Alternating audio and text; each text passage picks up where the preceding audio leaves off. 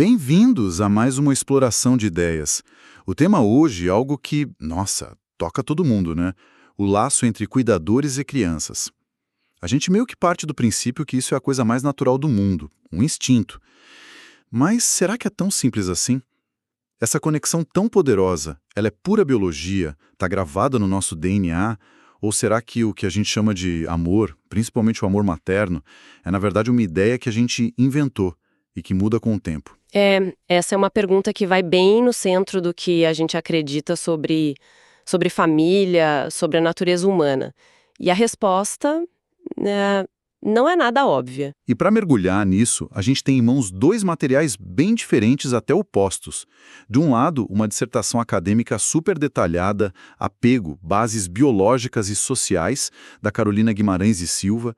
Ela vai fundo na neurociência, na psicologia, para mostrar as raízes biológicas desse vínculo. Esse material nos leva numa viagem tipo para dentro do cérebro de um bebê e para o nosso passado evolutivo. E do outro lado, um livro que, olha, causou polêmica, Um Amor Conquistado, o mito do amor materno, da filósofa Elizabeth Badinter. Ela usa a história para argumentar que esse amor de mãe que a gente idealiza é uma invenção bem recente. Uma visão que vira de ponta cabeça, né? A ideia de que o amor de mãe é algo que sempre existiu da mesma forma. Exato. Então nossa missão aqui é colocar essas duas visões para conversar. Vamos da biologia mais pura até os costumes sociais de séculos atrás para tentar entender a real natureza desse laço. Preparados? Vamos lá. A dissertação da Silva, ela parte de um ponto bem conhecido: Darwin e a seleção natural. Pois é. A lógica é que o objetivo número 1 de qualquer espécie é sobreviver.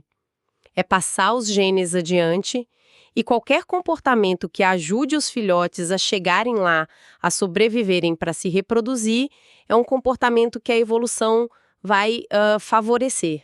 E para nós humanos, com bebês que nascem tão frágeis, E dependentes por tanto tempo, exatamente por anos, um laço forte que garante cuidado, proteção. Isso não é um luxo, é uma necessidade absoluta.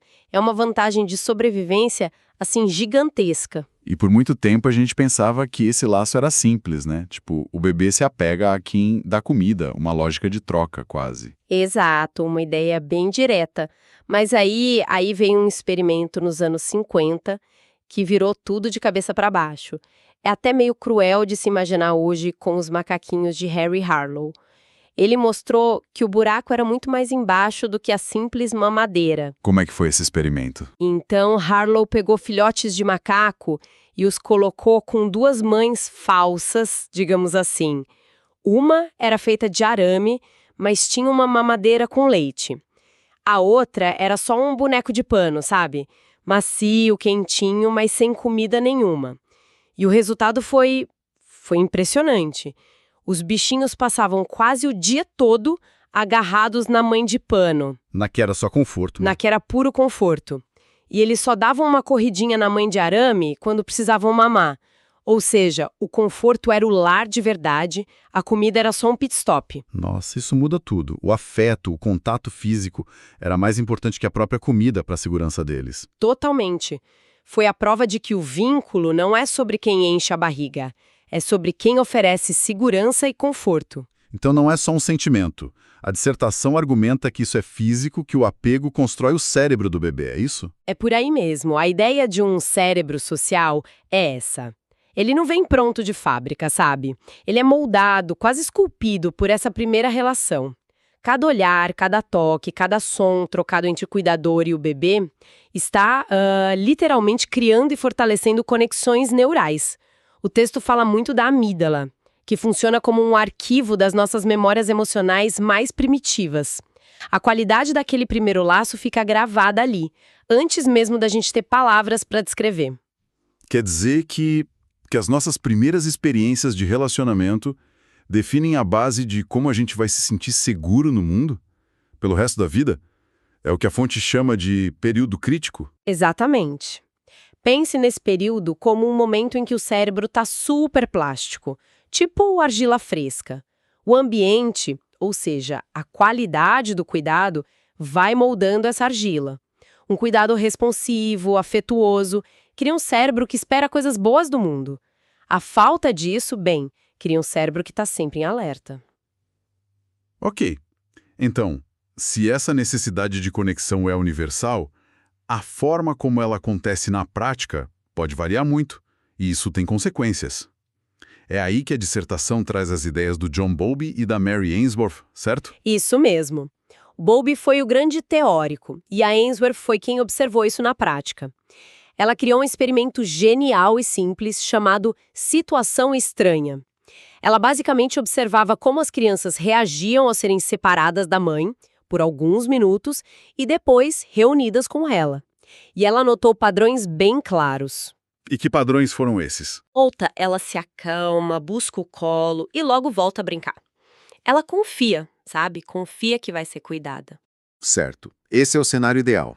Mas e quando não é assim? Aí entram os estímulos inseguros. Um deles é o evitativo.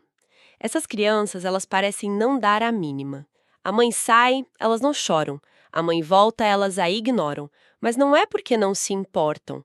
Na verdade, elas aprenderam que demonstrar necessidade não adianta, que o melhor é suprimir, fingir que não precisam de ninguém. Que triste isso. É como se a criança desistisse de pedir ajuda. E qual seria o outro tipo? O ambivalente ou resistente. Essas crianças são o oposto. Elas são ansiosas o tempo todo, não exploram muito. Quando a mãe sai, entram em pânico. E o mais revelador é que, quando a mãe volta, elas não se acalmam. Elas querem o colo, mas ao mesmo tempo batem, se irritam. É uma mistura de raiva e carência. É fruto de um cuidado que às vezes vem e às vezes não, o que deixa a criança num estado de alerta constante. E ainda tem um quarto tipo, o desorganizado, que parece ainda mais sério. Sim, esse foi identificado depois. São crianças que não se encaixam em nenhum dos outros padrões. O comportamento delas é confuso, contraditório. Elas podem, começar a ir em direção à mãe e de repente congelar, ou fazer movimentos estranhos. Geralmente isso está ligado a situações de trauma, em que o cuidador que deveria ser a fonte de segurança é também uma fonte de medo. E a dissertação deixa bem claro que esses padrões não são só curiosidades da infância, né? Eles nos afetam na vida adulta, nos nossos relacionamentos. Com certeza, o Bowlby chamava isso de modelos internos de funcionamento. É como se a gente criasse um roteiro interno na infância sobre como os relacionamentos funcionam, se eu sou amável, se os outros são confiáveis, e a gente tende a repetir esse roteiro de forma inconsciente nas nossas relações futuras. O texto até cita os estudos do René Spitz com bebês em orfanatos, que mostravam como a privação severa de afeto podia levar a uma depressão profunda, a depressão anaclítica. É um negócio muito sério. Ok, esse argumento da biologia e da psicologia é muito poderoso. Parece que fecha a questão, né? O apego é um instinto fundamental e a qualidade dele nos molda para sempre. É tão forte que chega a ser chocante pensar que talvez nem sempre tenha sido assim. E é exatamente aí que a Elizabeth Badinter entra com uma bomba. Ela olha para toda essa ideia de um instinto materno universal que parece tão óbvia para nós e diz: espera um pouco, a história conta uma coisa bem diferente. Ela basicamente vira a mesa desse argumento biológico. Como assim? Ela diz que as mães de antigamente não amavam seus filhos? Não é bem isso. O argumento dela é que o conceito de amor materno que a gente tem hoje, essa dedicação total, esse envolvimento emocional intenso, essa ideia de que a mãe é a figura central e insubstituível, isso, para ela, é uma construção social. E a prova, para ela, está em olhar para como as coisas eram, por exemplo, na França dos séculos XVII e XVIII. E como é que era? Era uma prática comum, especialmente entre as famílias mais ricas, mas não só nelas. Mandar os bebês recém-nascidos para o campo para serem criados por amas de leite. As crianças passavam os primeiros anos de vida, às vezes até os 4 ou 5 anos, longe dos pais. Muitas nem sobreviviam, a mortalidade era altíssima. Peraí, eles simplesmente mandavam os filhos para longe. Por anos. Isso soa brutal para os nossos ouvidos hoje. Como que a Badinter explica que isso era a norma? Exato. Para nós, parece o oposto de tudo que a teoria do apego prega. Mas na época não era visto como crueldade, era o costume. As preocupações eram outras. A sobrevivência da linhagem, questões de patrimônio. O modelo de maternidade que a gente considera natural, hoje, simplesmente não era o ideal daquela época. A partir daí, a Badinter conclui que o amor materno não é um instinto imutável gravado na natureza feminina. É um sentimento como qualquer outro. Pode existir ou não, ser forte ou fraco, é incerto e imperfeito. Ou seja, para ela, a ideia do instinto materno é um mito. Um mito que a nossa sociedade criou.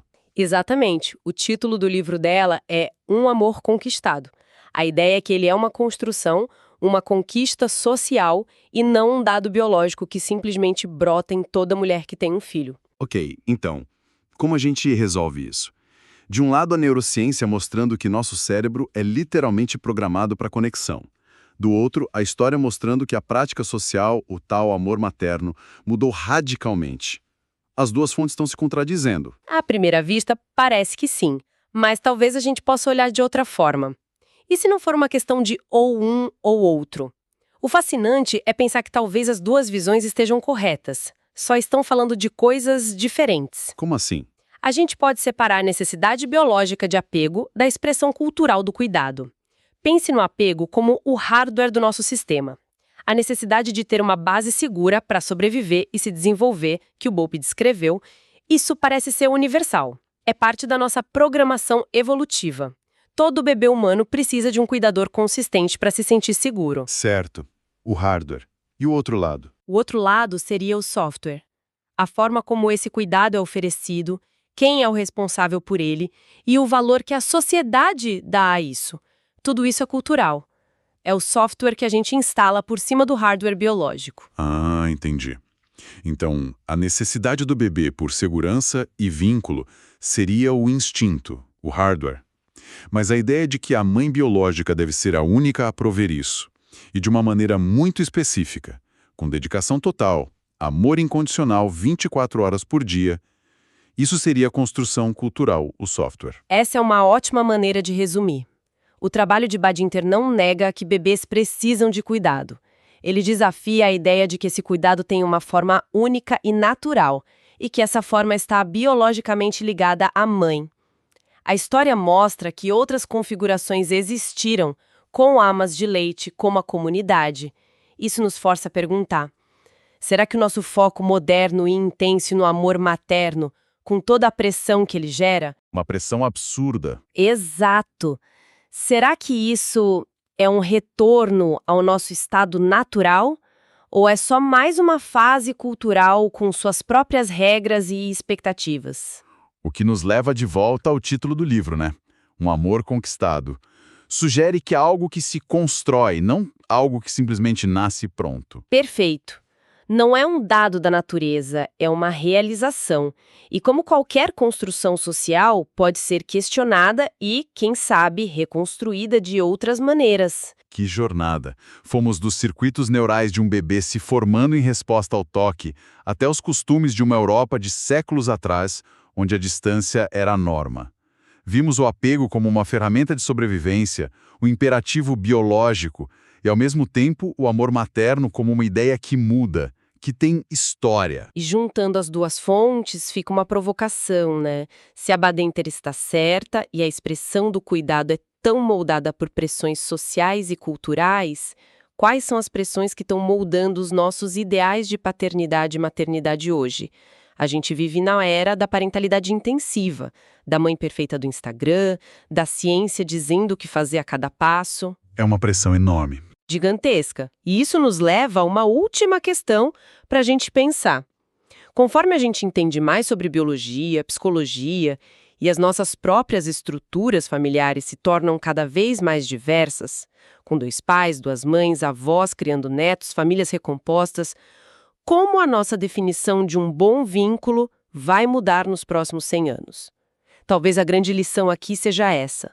A necessidade de uma base segura é constante, é o nosso hardware.